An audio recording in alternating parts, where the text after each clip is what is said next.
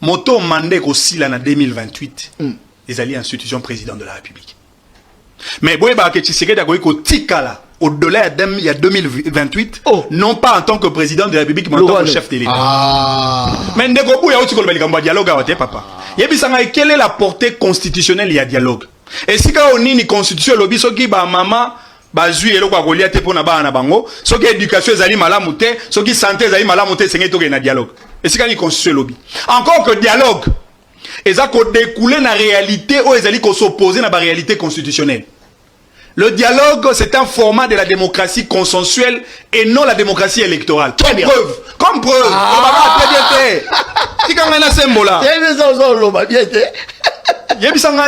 Sur base de la raison il y a constitution, opposant comme premier ministre alors que l'opposition wana, ils ont une majorité dans la carte parlementaire.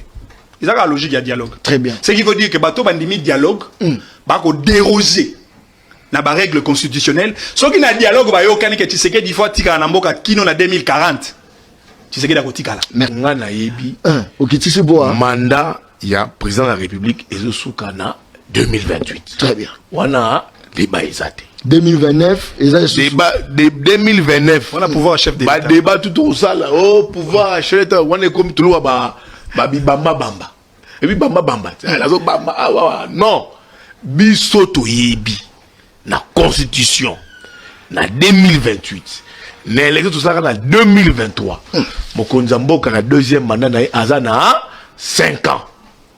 Je n'ai jamais dit que je veux changer la constitution pour rajouter le nombre de mandats présidentiels ou d'années. Non. D'abord, ce sont des dispositions inamovibles. Pour les changer, il faut retourner auprès du peuple souverain primaire. Mais par contre, les autres dispositions, mais telles que celle-là, qui nous posent beaucoup de problèmes. Regardez, vous l'avez dit. J'ai prêté serment le 20 janvier devant la nation. Et immédiatement après, la publication des résultats des législatives a commencé et les périodes de contentieux. Ça nous a pris presque 2 mois. Publication, contentieux, etc., retour, annulation et tout le bazar. Puis ensuite, les députés provinciaux et les communes, cette fois-ci on a eu les conseillers communaux et tout ça, et tout avec son lot de contestations, voilà. Donc en peu de temps, ça nous a pris, je ne sais combien de temps. Le gouvernement, pour le faire, on a mis 1 mois. Normalement, la première ministre et moi, le temps de la nommer et puis de discuter. Voilà, donc on a tourné autour des choses. L'installation du bureau du Parlement, par exemple, ce sont des choses qu'on doit réfléchir à comment les réduire. On ne peut pas laisser 1 mois, par exemple. J'ai vu chez les Français ce qui se passe. Dès qu'on a le Parlement, enfin l'Assemblée nationale, ils prennent pas beaucoup de temps pour la validation de mandat. Mais chez nous, on prend 1 mois. Alors que les sujets à traiter pendant cette période ne sont pas nombreux. Il y a juste la validation de mandat que le bureau a et l'installation du bureau définitif. Mais pourquoi ça doit prendre 1 mois? Ça peut se faire en 2 jours. Ce sont des choses comme ça qu'il faut revoir, réduire, etc. Autre chose, par exemple, qui me motivait à vouloir ce changement de constitution, enfin des modifications dans la constitution, c'est la désignation des gouverneurs. Je suis toujours conduit par un seul leitmotiv, c'est le salut du peuple. C'est pour moi la loi suprême. Lorsque j'évoque des modifications que je juge utiles pour la bonne marche de la nation, du pays, je me préoccupe très peu de la polémique. Je n'y regarde même pas. Parce qu'évidemment, il y a toujours des petits malins qui vont essayer de détourner mes propos et essayer de les amener dans une polémique inutile. 2011. Joseph Kabila, en 2006, a ponama na majorité absolue. Tant que tu as une élection en 2011, Etienne Tshisekedi aye, a Monica il faut stratégie politique et ça ma place pour éviter un report de voix, na risquer na koya. A changé constitution. A longoli 2 tours, a zongi a un seul tour. Est-ce que tu as répondre un peu à la question? ndenge élection elongwa na 2 tours et comme na 1 tour eza na avantage ya mboka to na avantage ya individu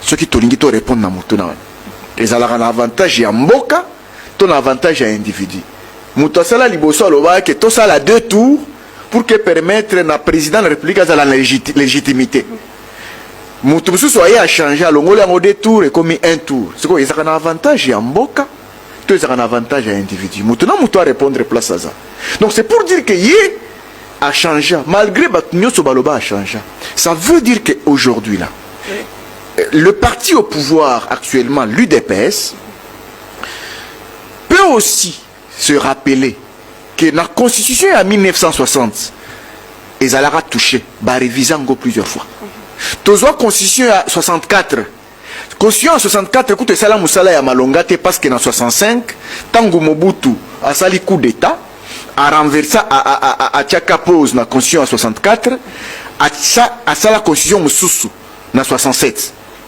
constitution en 67 ya Mobutu oyo Mobutu yemoko asala yemoko a révisé yango 16 fois okay. yemoko Mobutu yemoko a pesi constitution a révisé yango 16 fois ok aujourd'hui décret constitutionnel il y a Laurent Désiré Kabila tant que Laurent Désiré Kabila a eu pouvoir dans 97 décret constitutionnel il y a Laurent Désiré Kabila a révisé yango yemoko 3 fois yemoko Laurent Désiré Kabila décret constitutionnel na yemoko a révisé yango 3 fois c'est-à-dire azo révisé pour l'année parce que les camo lolenge komi boye te ko permettre biso te to changer pour esunga biso to kende liboso donc na 60 ba réviser 67 ba réviser 16 fois na 97 Laurent Désiré Kabila a révisé 3 fois na 2006 Joseph Kabila a révisé 1 fois na 2011 sikoyo boza na UDPS aza na pouvoir donc beaucoup pe qui ça y est pe atala c'est légitime beaucoup pe qui ça y UDPS pe atala kete na kati ya constitution wana eloko hotel tokoki ko changer ngo po esunga mboka na biso ekende liboso pour pisa ngo na nde mais batebele bazomona likanisia ko simba constitution lokola koluka ko simba ba article les avérés notamment likamotali mondial ya tata mokambeko oui ezana débat moko eza esika wana ebele bazoloba ke article 220 eza ko verrouiller ba matière mais ba mususu baza koloba ke article 220 yango moko eza verrouillé te eza verrou mais yango moko eza verrouillé te c'est-à-dire que matière nde eza verrouillé matière ya mandat présidentiel eza verrouillé mais article oyo elobi likambo wana yango moko eza verrouillé te c'est-à-dire que bakoti ko faire sauter yango ba faire sauter yango si mabaki ba simbi matière et puis ba eko verrouiller article yango parce que ba mususu baza ko pesa ba exemple ya ba constitution ya mboka mususu par exemple mboka ya Niger soki na Niger baza na article 220 na bango article oyo verrouillé ba matière ezali à part article wana baza na article mususu 175 oyo skoyo eza ko verrouiller article wana et verrouiller yango moko c'est-à-dire que moyen bo toucher yango ezate nde place débat na biso eza yango wana alors le problème c'est quoi le problème c'est parce que c'est la lutte du pouvoir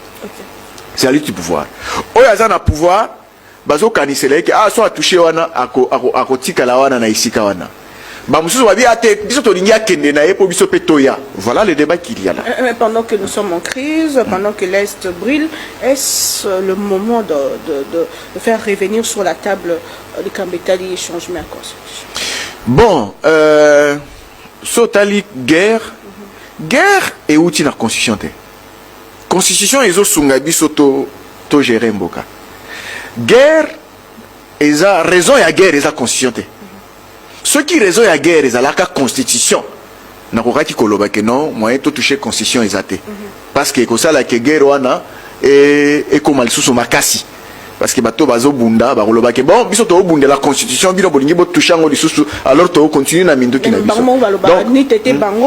donc likanisia ko simba mobeko likonzeni yake non c'est un peu faux hein na journaliste na comprendre très bien makambo guerre oui. Guerre na biso est allié na constitution te pona nini parce que guerre na biso ebandi na 2021 est-ce que ezaki na débat ya constitution Non. Tout le en vérité.